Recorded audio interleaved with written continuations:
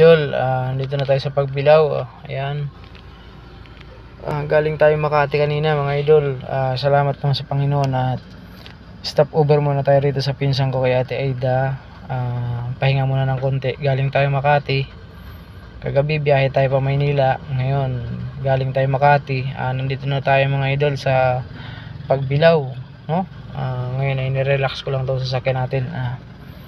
Grabe mga idol. Talagang biyahe, kumbaga grabe. Nandun yung tiyaga, ingat sa pagdadrive lalo't umuulan. Yan, may ulan pa rin talagang yan sinasabing blessing ng Panginoon. Ito yung hapon, gabi umuulan. Lahat po ng nagdadrive mga idol, ingat-ingat po tayong lahat at God bless po sa ating lahat mga idol. At ito, pahinga po muna po tayo sa Pagbilao. Ayun mga idol, God bless to all. Ingat po tayo palagi.